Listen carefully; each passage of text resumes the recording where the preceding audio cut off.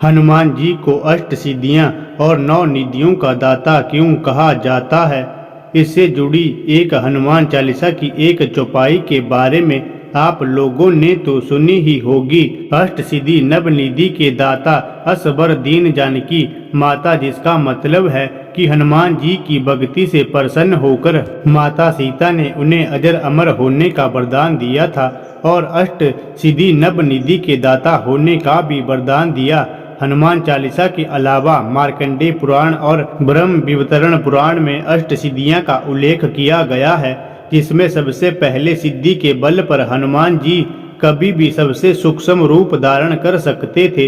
इस सिद्धि का उन्होंने उपयोग तब किया था जब समुद्र पार करके लंका पहुंचे और माता सीता से मिले। वही दूसरी सिद्धि के बल पर हनुमान जी ने कई बार विशाल रूप धारण किया। दरअसल जब हनुमान जी लंका जा रहे थे तब एक भयंकर राक्षसी ने उनका रास्ता रोका और इस दौरान उसकी पराजित करने के लिए बजरंगबली ने खुद को 100 योजन बड़ा कर लिया था।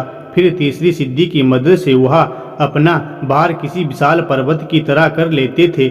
इसका उपयोग उन्होंने महाभारत काल में भीम के घमंड को समाप्त करने के लिए किया था। वह चौथी सिद्धि की वजह से हनुमान जी अपना भार बिल्कुल हल्का करके कहीं भी आ जा सकते थे। उसके बाद पांचवी सिद्धि की सहायता वह किसी भी वस्तु को तुरंत प्राप्त कर लेते थे। कहा जाता है कि इस सिद्धि की सहायता से उन्होंने माता सीता की खोज करते समय कई पशु पक्षियों से बात भी की थी और अंत में माता सीता को खोज लिया था। इतना ही नहीं, छठी सिद्धि के बल से भी पृथ्वी की गहराइयों में पाताल तक जा सकते थे। साथ ही जब तक चाहे तब तक पानी में जीवित रह सकते थे। सातवें सिद्धि की वजह से उन्हें शक्तियां प्राप्त हुई थी, जिसके कारण युद्ध में घायल हुए सैनिकों को पल भर में ठीक कर देते थे। अंतिम और आठवीं सिद्धि की वजह से हनुमान जी अपने मन को बस में रखते हुए किसी से भी जीत जाया करते थे।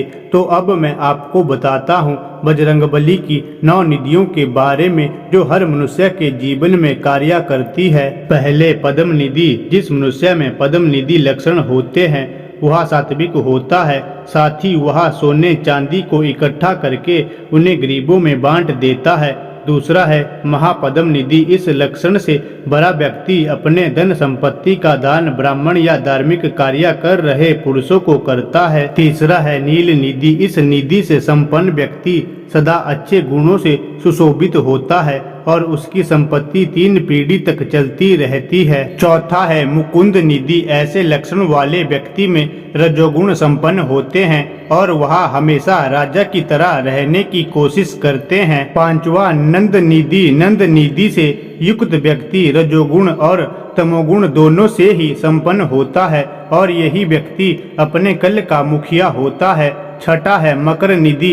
इस निधि से युक्त व्यक्ति तरह तरह के अस्त्रों को जमा करने वाला होता है। सातवां है कच्छप निधि। इस निधि से युक्त व्यक्ति सिर्फ तमोगुण वाला होता है। वह सारी संपत्ति को सिर्फ खुद पर ही उड़ाता है। आठवां है शंख निधि। बताया जाता है कि यह निधि सिर्फ एक पीढ़ी के लिए ही होती है।